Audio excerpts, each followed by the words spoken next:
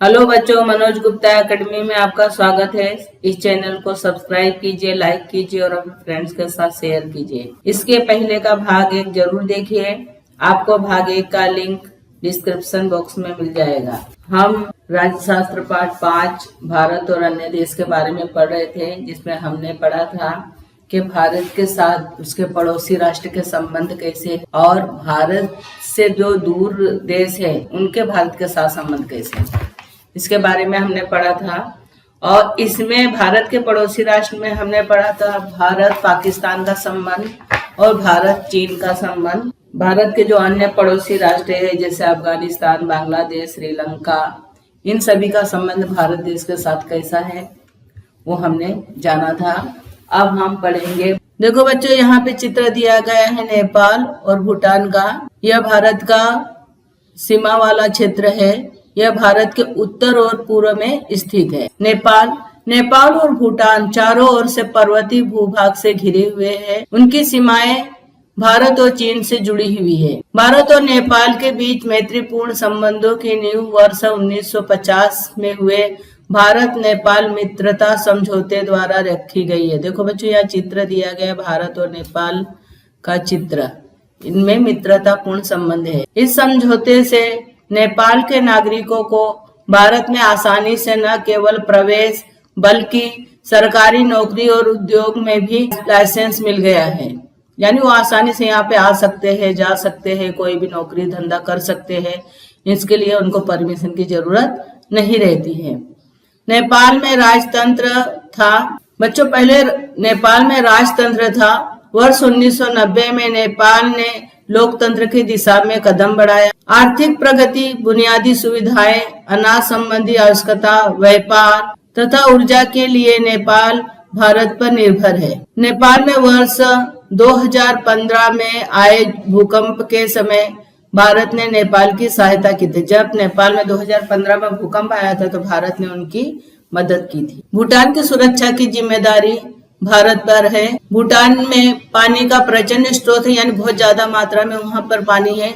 इस पानी का उपयोग करके बड़ी मात्रा में बिजली निर्माण किया जाता है और भारत इस परियोजना में उसका साथ दे रहा है। देखो बच्चों, यहाँ चित्र दिया गया है। भूटान कहाँ है?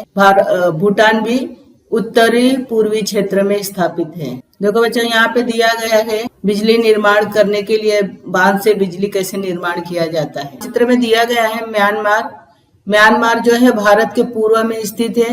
म्यांमार भारत के पूर्व की ओर स्थित दक्षिणी पूर्व एशियाई राष्ट्रों को भारत से जोड़ने वाला प्रवेश द्वार है। इस भाग में विकसित हो रहे रेल मार्ग और राजमार्ग के कारण दक्षिण एशिया, मध्य एशिया और दक्षिण पूर्वी एशिया एक दूसरे के साथ जोड़े जाएंगे।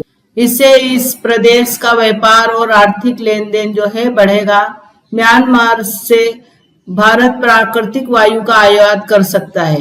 क्या आप जानते हैं म्यांमार और आंग सी क्यू म्यांमार में सैनिक शासन के विरुद्ध दीर्घकाल लड़कर लोकतंत्र स्थापित करने का श्रेय आंग सी क्यू को दिया जाता है। शांति के लिए उन्हें नोबेल पुरस्कार भी प्राप्त हुआ है। मालदीव। बच्चों देखो, यहाँ चित्र दिया गया है इंडिया का जो दक्षिणी कोर है उस श्रीलंका के इस साइड में। देखो बच्चों, यहाँ श्रीलंका है और श्रीलंका के इस साइड छोटे छोटे जो द्वीप समूह है उसी को मालदीव कहा जाता है। आरंभिक काल से ही भारत और मालदीव के बीच जो संबंध है मैत्रीपूर्ण रहे हैं। भारत के दक्षिण में स्थित यह राष्ट्र अनेक कारणों से भारत पर निर्भर है। वर्ष 1981 से इन दो राष्ट्रों ने व्यापारिक संबंध बढ़ाए हैं। बुनियादी क्षेत्रों का विकास, स्वास्थ्य, यातायात जैसे क्षेत्रों में भारत ने मालदीव की बड़ी मात्रा में आर्थिक सहायता की है। वर्ष 2006 के बाद उनमें रक्षा क्षेत्र में भी सहयोग की शुरुआत हुई है। भारत ने मालदीव की सुरक्षा व्यवस्था को मजबूत करने के लिए सहायता देना भी शुरू किया है। अंतरिक्ष सहयोग, ऐतिहासिक वस्तुओं का संरक्षण, पर्यटन जैसे क्षेत्रों में दोनों राष्ट्रों में समझौता भी हुआ है।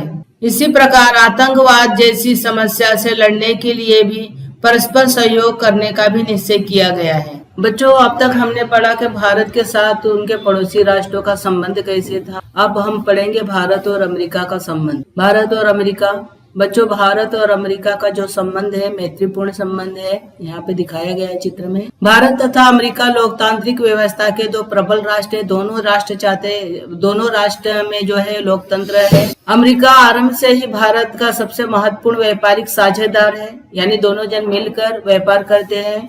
अनेक भारतीय शिक्षा और नौकरी हेतु अमेरिका जाते हैं। देखा जाए तो हमारे भारत के बहुत सारे नागरिक वहां पर नौकरी के लिए अमेरिका जाते हैं और वहां के इन अनिवासी भारतीयों के कारण भारत और अमेरिका में सांस्कृतिक, सामाजिक तथा आर्थिक संबंध बढ़ते गए हैं। शीत युद्ध के बाद भारत और अमेरिका में सुरक्षा संबंधी संबंध बहुत मात्रा में बढ़े हैं।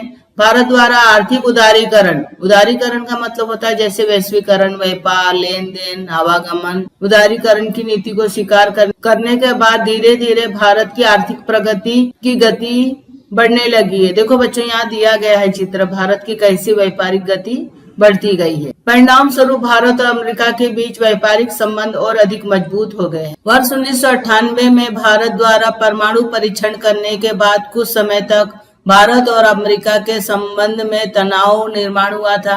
जब हमारे भारत ने अपनी सुरक्षा के लिए परमाणु परीक्षण किया था तो अमेरिका जो है नाराज हो गया था। इसके बाद संबंधों में सुधार हो, इसके लिए भारत और अमेरिका के बीच कई बार बैठकें ली गई, कई बार चर्चाएं की गई। इन चर्चाओं द्वारा अमेरिका को यह विश्वास हो गया कि भारत परमाणु हथियारों का जो उपयोग है जिम्मेदारी पूर्ण वो करेगा। देखो बच्चों, ऊपर चित्र दिया गया है, भारत और अमेरिका के बीच में जो बातचीत हुई उसका चित्र दिया गया है। यहाँ बीच में दिया गया है परमाणु परीक्षण का चित्र दिया गया है, इसको लेकर उनमें बहस हुई। इसके बाद भारत और अमेरिका के संबंधों में पूरी तरह से आमूलाग्र मतलब जड़ से परिवर्तन किया गया था। वर्ष 2005 में हुआ सुरक्षा संबंधी सहयोग का समझौता और वर्ष 2008 में हुआ परमाणु सहयोग का समझौता भारत अमेरिका के संबंधों का महत्वपूर्ण चरण है। लगभग 5 वर्षों से भारत और अमेरिका के दरमियान सभी क्षेत्रों में सहयोग के संबंध निर्माण हुए। क्या आप जानते हो, वर्ष 2005 में भारत और अमेरिका के बीच नागरिक परमाणु सहयोग समझौते को भारत के तत्कालीन प्रधानमंत्री मनमोहन सिंह, यानी उस समय जो थे 2005 में हमारे देश के प्रधानमंत्री डॉक्टर मनमोहन सिंह थे, और मनमोहन सिंह और अमेरिका के अध्यक्ष जॉर्ज बुश ने मान्यता दी थी। वर्ष 2008 में अंतर्राष्ट्रीय परमाणु ऊर्जा आयोग ने इस समझौता को अनुमति दी। इस समझौते के कारण भारत को अन्य देशों के परमाणविक तकनीकी ज्ञान मिलना भी संभव हो गया। जो भारत के जो अलग अलग देश है उससे भी उसको परमाणु ज्ञान मिलने लगा। दक्षिण एशियाई सहयोग संगठन सार्क, देखो बच्चों यहाँ इसका लोगो दिया गया है सार्क का। सार्क संगठन एशियाई राष्ट्रों द्वारा वर्ष 1985 में स्थापित किया गया यह एक प्रादेशिक संगठन है, यानी अलग अलग प्रदेशों का यह संगठन है। दक्षिण एशियाई राष्ट्रों में आर्थिक सहयोग निर्माण करना तथा उसके माध्यम से दक्षिण पूर्व एशिया का विकास साध्य करना यह इस संगठन का प्रमुख उद्देश्य था। सार्क संगठन से तात्पर्य सभी दक्षिण एशियाई देशों द्वारा एकत्र होकर अपनी समान समस्याओं और समान हितों की चर्चा करने वाला एक प्रकार का स्टेज, जिसको हम मंच कहते हैं, मंच जैसा था। वहां पे जितने भी एशियाई देश वहां पे जाके अपनी समस्या रखते थे और सभी के जो हित की समस्या है, सभी के भलाई के बारे में चर्चा किया जाता है। इसमें दरिद्रता और निर्मूलन, दरिद्रता मतलब गरीबी को जड़ से खत्म करना, कृषि का विकास, तकनीकी ज्ञान की क्रांति, ये दक्षिण एशियाई देशों के कुछ समान संबंध है। दक्षिण एशियाई देशों को परस्पर व्यापार करना और अधिक सरल हो, आसानी से व्यापार कर सके, इसलिए सार्क मंच पर बहुत सारे महत्वपूर्ण समझौता किया गया। उसके अनुसार संपूर्ण दक्षिण एशिया का एक मुक्त व्यापार क्षेत्र का निर्माण करने का भी निश्चय किया गया। दक्षिण एशियाई राष्ट्रों के समान विकास हेतु दक्षिण एशियाई विश्वविद्यालय जैसी संस्था और दक्षिण एशियाई मुक्त व्यापार क्षेत्र का समझौता भी किया गया। भारत और रूस, देखो बच्चों यहाँ पे मानचित्र दिखाया गया है इंडिया, और इंडिया के उत्तर साइड में रसिया है। भारत और रूस के बीच में जो भारत का संबंध था वो शुरू से ही मित्रतापूर्ण संबंध था। देखो यहाँ चित्र दिया गया है मित्रतापूर्ण संबंध है भारत और रूस का। जब रूस में शीत युद्ध चल रहा था रूस और अमेरिका के बीच में वर्ष 1971 में, उनमें मित्रता का समझौता हुआ और तथा उसमें से रक्षा संबंधी उसी प्रकार आर्थिक और तकनीकी वैज्ञानिक सहयोग को भी बढ़ावा मिला। सोवियत रशिया ने भारत को बड़ी मात्रा में आर्थिक और सैन्य सहायता भी दी थी। सोवियत रशिया का विघटन होने का मतलब अलग अलग भागों में बढ़ जाना। विघटन हो जाने पर भारत ने रूस के साथ संबंध बढ़ाने का प्रयत्न किया। आरंभ में रूस की राजनीतिक और आर्थिक समस्याओं के कारण संबंधों में बहुत अधिक सुधार नहीं हुआ था। वर्ष 1996 के बाद भारत और रूस के बीच संबंध धीरे धीरे सुधरने लगे। सैन्य सामग्री का उत्पादन, खनिज तेल उत्पाद जैसे क्षेत्रों में भारत और रूस की संयुक्त परियोजनाएं भी शुरू किया गया है। भारत और यूरोपीय राष्ट्र, भारत का यूरोपीय राष्ट्रों के साथ संबंध कैसे, इसके बारे में हम जानेंगे। यूरोपीय राष्ट्रों और भारत के बीच व्यापारिक संबंध है। प्रमुख रूप से जर्मनी और फ्रांस भारत में प्रौद्योगिकी क्षेत्र में बड़ी मात्रा में निवेश करना यानी पैसा लगाते हैं। इसके अतिरिक्त भारत को यूरोपीय राष्ट्रों की ओर से शस्त्रास्त्र निर्मित की तकनीकी ज्ञान भी मिलता है। यानी शस्त्र वगैरह कैसे बनाया जाता है उसकी जानकारी भारत को प्राप्त होती है।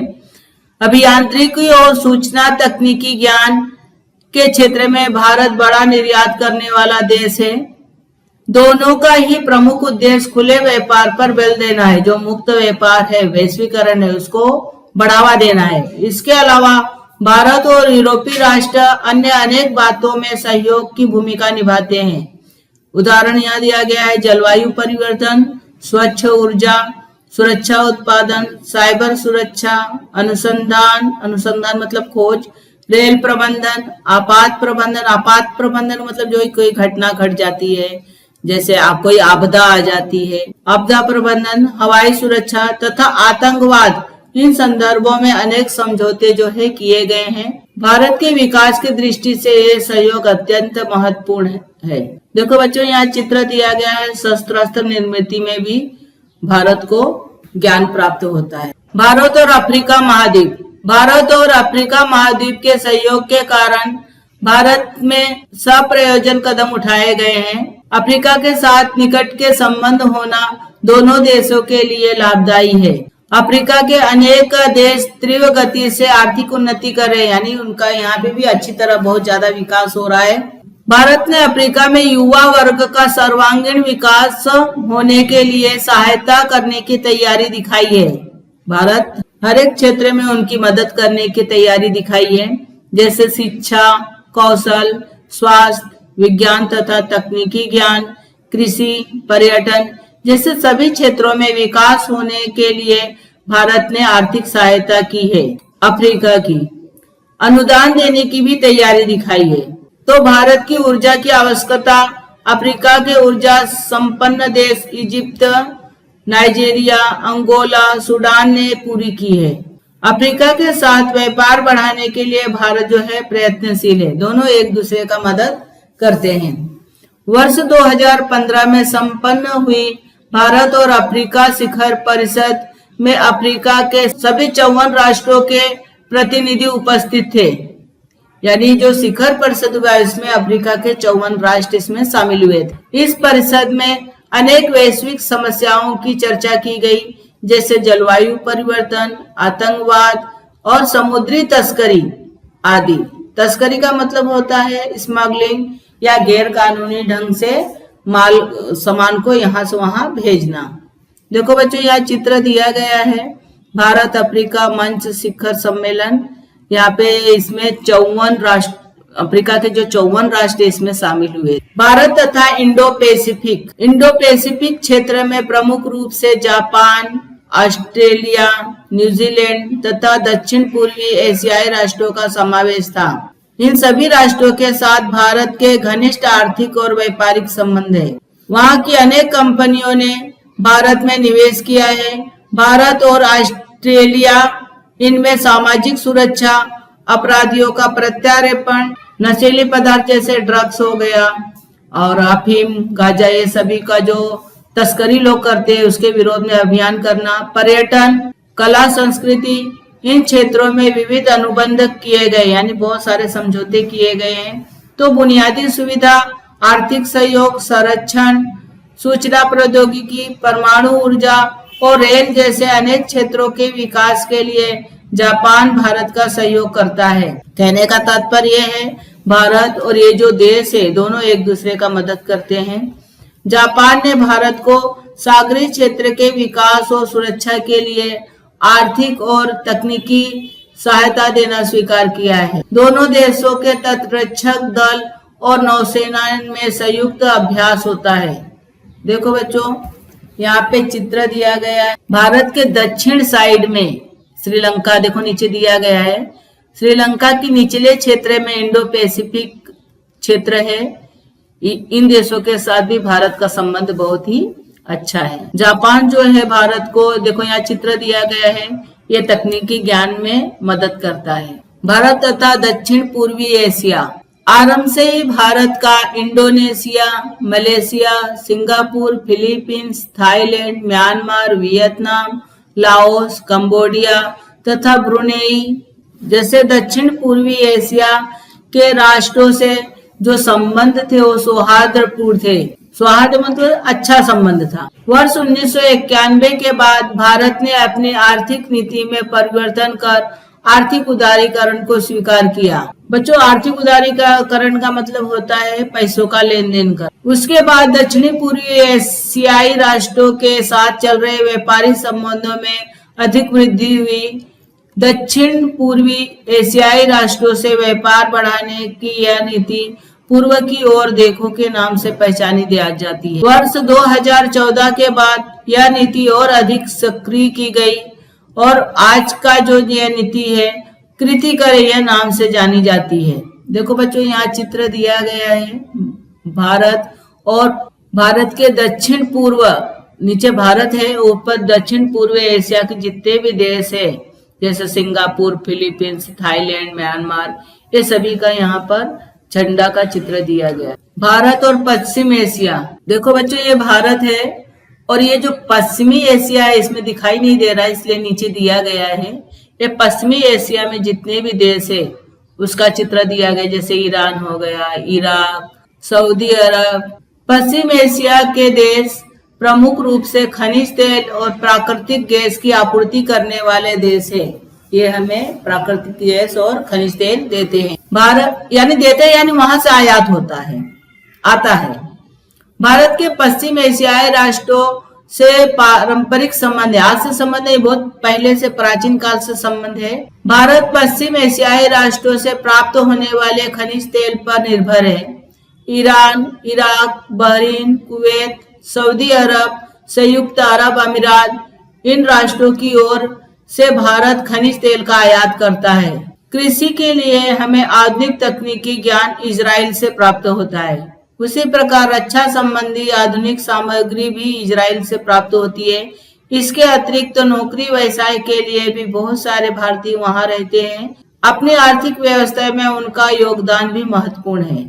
सभी राष्ट्रों से मित्रतापूर्ण संबंध रखना और अपने साथ अन्य राष्ट्रों का भी विकास हो, इसके लिए एक दूसरे की सहायता करना भारत की विदेश नीति का प्रमुख उद्देश्य है। भारत ये चाहता है कि सभी देशों का उसका संबंध मित्रतापूर्ण रहे और एक दूसरे के सहायता से अपना और दूसरों का विकास हो। हमने यहाँ भारत और विश्व के महत्वपूर्ण देशों के संबंध में संक्षेप में समीक्षा की है, यानी जाना है। इसके अगले पार्ट में हम भारत के कुछ अन्य महत्वपूर्ण अंतर्राष्ट्रीय अथवा वैश्विक समस्याओं का अध्ययन करेंगे।